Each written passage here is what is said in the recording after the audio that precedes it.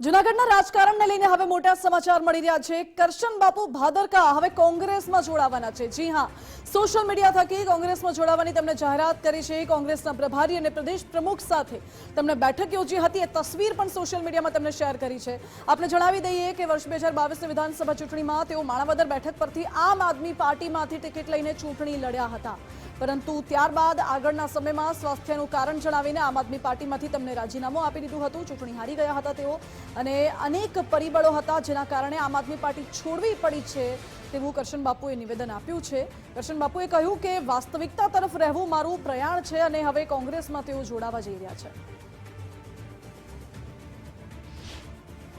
આમ આદમી પાર્ટીમાંથી કરશન બાપુએ રાજીનામું આપ્યું છે અને તેઓ કોંગ્રેસમાં જોડાવાની ચર્ચા છે તે ચાલી રહી છે। ત્યારે આ ચર્ચાઓ વચ્ચે કરશન બાપુ આપણી સાથે છે, એમની સાથે વાત કરવાનો પ્રયાસ કરીશું। બાપુ, આમ આદમીમાંથી રાજીનામું આપ્યું છે, શું કારણ? જી, રાજીનામાને 5 મહિના થઈ ગયા, 6થો મહિનો ચાલે છે। જે તે સમયે મારી તબિયત પણ ઓકે નહોતી અને હું પાર્ટીથી પર જઈને લોકશાહીના હિત માટે, રાષ્ટ્રના હિત માટે, ભારતના અને ગુજરાતના નાગરિકના હિત માટે, પાર્ટી હોય કે પરિવાર હોય, જ્યાં પરિપક્વતા હોય, જ્યાં દીર્ઘદ્રષ્ટિ હોય, જ્યાં વિઝન હોય, જ્યાં લોકશાહીની સાચી ચિંતા હોય, એ બાબતોના સરવાળા પછી આભાસી શું છે અને વાસ્તવિકતા શું છે એ મેં સમજવાનો પ્રયત્ન કર્યો અને એક લોકશાહી પ્રેમી તરીકે વાસ્તવિકતા તરફ રહેવું એ મારું પ્રયાણ છે। કોંગ્રેસ એ દેશ માટે માવતર છે, માવતર પાર્ટી છે અને દરેક દેશવાસીએ, લોકશાહી પ્રેમીએ માવતરની કિંમત કરવી જોઈએ। કારણ કે હું ઘણી વખત કહું છું કે સચિન સદી મારે, સચિન ખૂબ સારા રન કરે એટલે આપણે વાહ વાહ કરીએ, પણ એ વાહ વાહીમાં ગ્રાઉન્ડને ન ભૂલી જવું જોઈએ। ગ્રાઉન્ડ હતું તો સચિન હતા અને એની સદી હતી। એમ લોકશાહીમાં આજનું જે સંવિધાન છે એના ગ્રાઉન્ડમાં, મતલબ કે આઝાદીમાં, એ કોંગ્રેસ છે।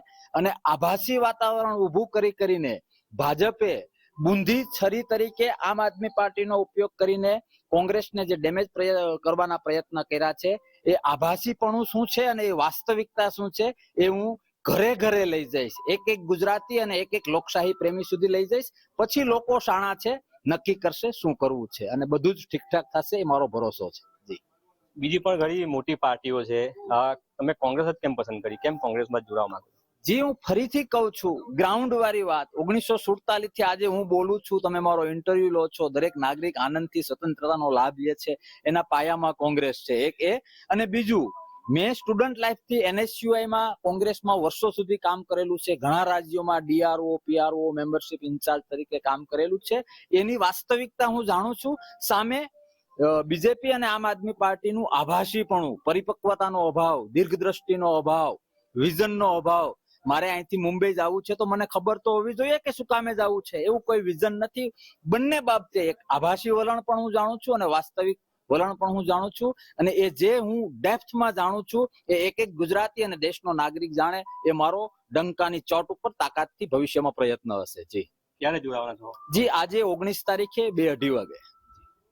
બિલકુલ, આ હતા આપમાંથી જે રાજીનામું આપ્યું છે કરશન બાપુ, તેમણે કોંગ્રેસમાં જોડાવાની તૈયારી બતાવી છે। તેઓએ કીધું છે કે તેઓ આજે જ કોંગ્રેસમાં જોડાશે, વિધિવત રીતે તેઓ કોંગ્રેસમાં જોડાશે। ઉદય જાદવ, ગુજરાત ફર્સ્ટ, સુરત।